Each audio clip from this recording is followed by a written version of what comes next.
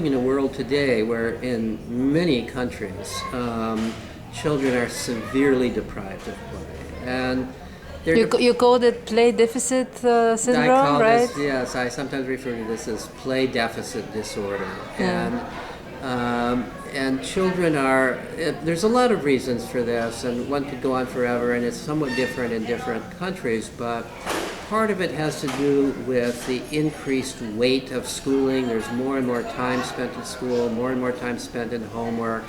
School, certainly in the United States, the school year keeps getting longer, the school day is longer, more and more homework, less time for play as a result of that.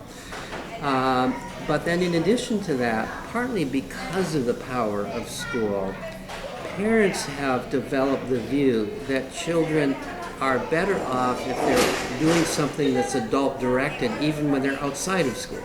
So instead of just sending children out to play, they put them, if they can afford to, they put them in some kind of adult-directed sport or classes even when they're not in school, which is very much school-like. That's not really play because still they're being told what to do and how to do it by some adult. Their problems are being solved by an adult. They're not learning these things that they would be learning in play. And then in addition to that, for whatever reason, society as a whole has developed a set of fears about children who are not being closely watched and directed by adults. We're afraid that somebody's going to abduct our child if our child is out there with no adult guarding the child, or we're afraid that the child is going to run out into traffic and be run over. We're afraid of bullies. We have increased this fear of there's many different things that people are afraid of in different parts of the world. Where I come from, there are even people who are afraid of ticks and Lyme disease if they send their children out to play in the woods. And they hear from experts about all these dangers, and then they develop this view that, it's really dangerous, and it would be negligent for me as a parent to allow my child out to play. What people don't realize is, yes, indeed, there is a little bit of danger. There is a little bit of, let's not pretend that there's no danger. There is always some danger, but there's danger in anything you do. If you drive your child someplace rather than let your child walk, that's dangerous. There's more children killed in automobile accidents inside of cars than are children who are killed by traffic when they're outside of cars.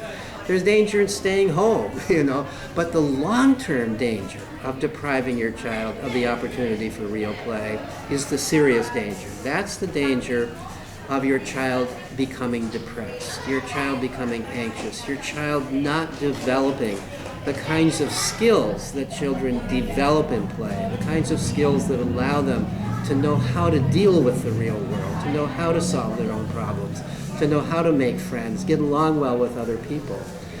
The result of this play deprivation is that, certainly this is well documented in the United States, is that we've seen a tremendous growth in all sorts of mental disorders of childhood, especially depression and anxiety disorders, and even suicide. The suicide rate among school-age children is now 6 times what it was just a few decades ago when children were much freer to play.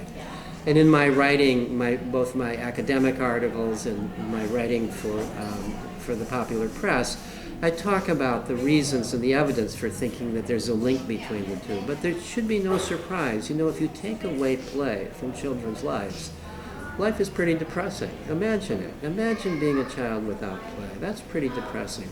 And if you put children in the kind of school-like situations and adult-directed situations where they're pretty much all the time being judged and evaluated and compared to other children, whether they're ahead or behind, this is all very anxiety-provoking. So it should be no surprise that when we deprive children of just free play for fun, and we're more or less putting them constantly in situations where they're being measured and evaluated and judged, that this would be creating anxiety disorders and depression.